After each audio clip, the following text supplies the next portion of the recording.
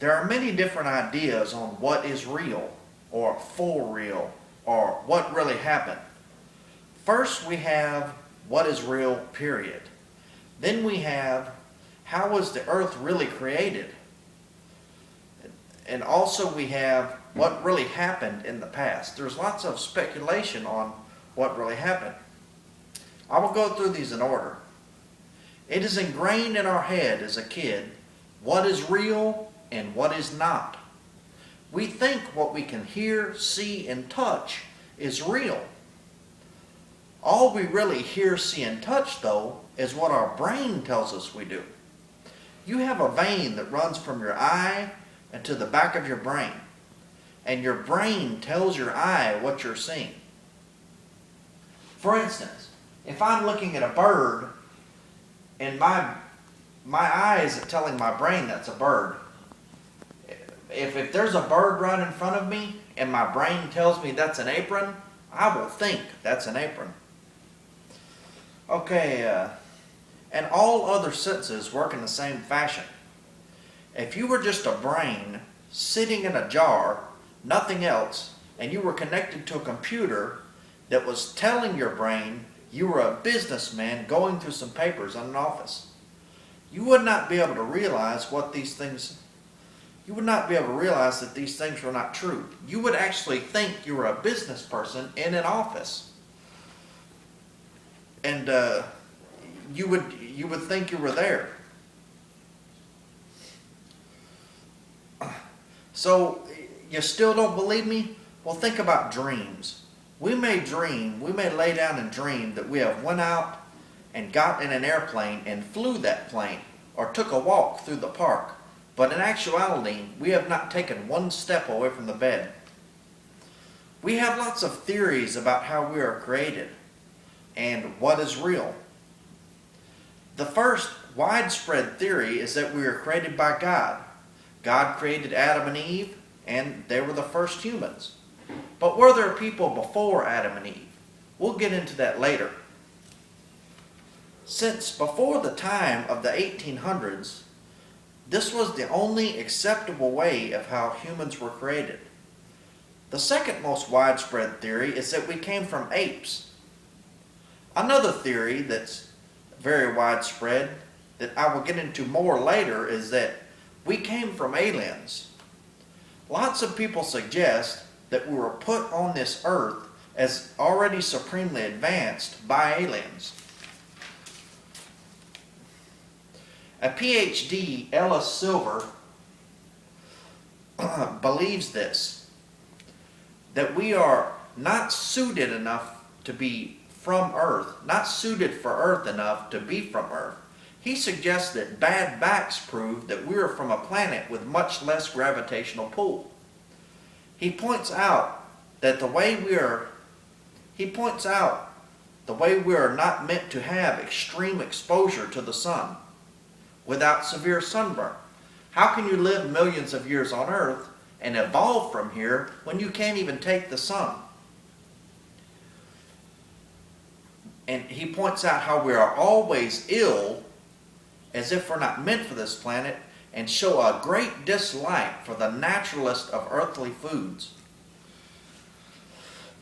He believes that we may have been shot to this planet, shot from another planet by a comet or meteorite, and landed on this planet as tiny organisms on that meteorite, and then grew into the species that we are. Are we from the sea? This is another theory. What about our slightly webbed hands and feet? You ever think about that? There was a huge conference in London where experts came to discuss this. It's a very widespread theory. They point out that apes do not like water, where they say we came from, while a baby exposed to water will automatically close its larynx and begin to paddle in the water. Only months before we are born, we have gills, gill slits, tails, and totally webbed hands. So, we've talked about what actually is reality and how we were created. Now, for a second, let's say that what all religions on earth say are true. That there were about these great beings on earth and great people. Almost every great being in religion came down from the sky on a fiery chariot. Well, a spaceship has fire coming out the back of it. Could they have mistaken that for an alien?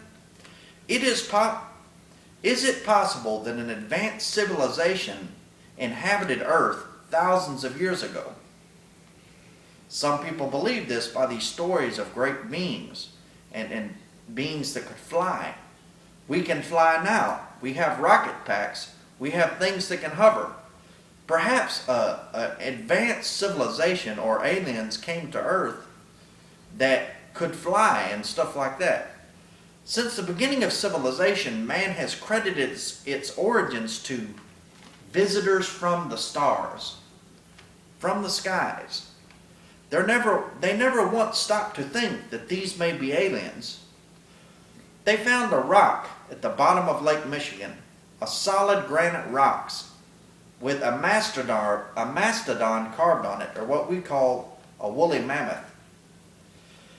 These stones were aligned in the shape of a Stonehenge. They were grabbed and dragged and placed in a certain alignment, which means that they must have been made 12,000 years ago when the lake was dry. 12,000 years ago, we didn't have power tools. The carvings in the granite rock were not possible to be carved by hand. They must have been carved by a power tool.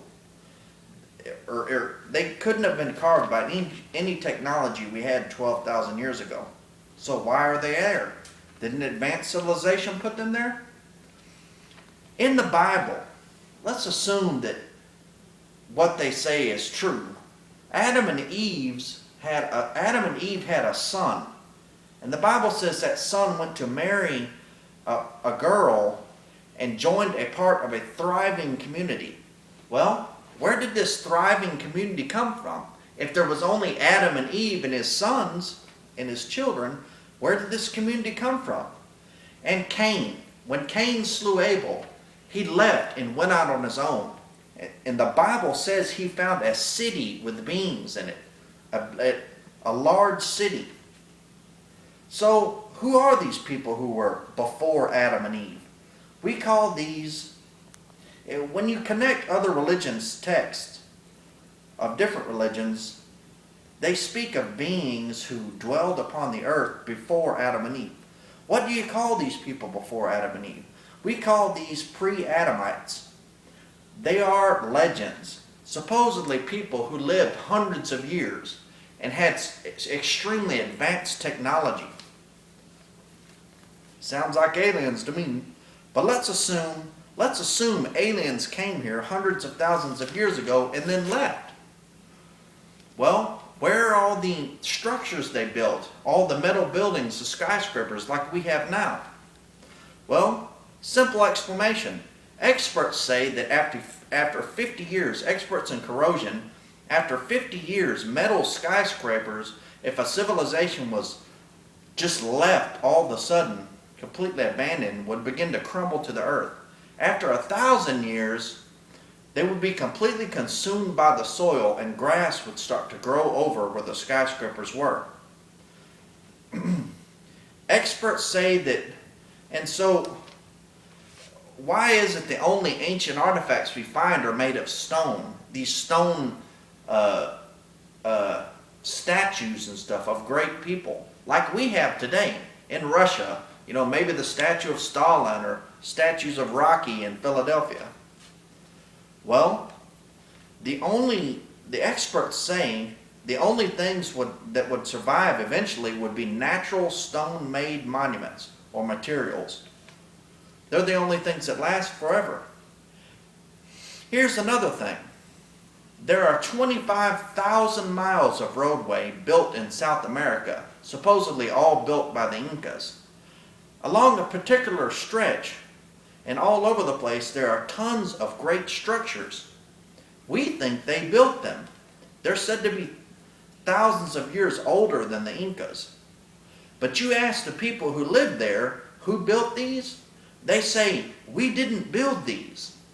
They say they were already here when we came here. They were the homes of the gods. Is it possible that aliens had a civilization before they even got there and then left? Instead of thinking these are aliens, we call these myths. There is a new structure from the end of the last ice age, it has been dated, that archaeologists have unearthed. This structure involved moving huge stones and pillars, some up to 50 tons, from miles away, and carving them beautifully. The only problem is that in this time, according to mainstream science, we were still sitting in caves munching on bananas. So what gives? We may never know. Is it possible that there was a highly civilized race or aliens on Earth in the past, living alongside man or before? We may never know what the reality or the truth really is.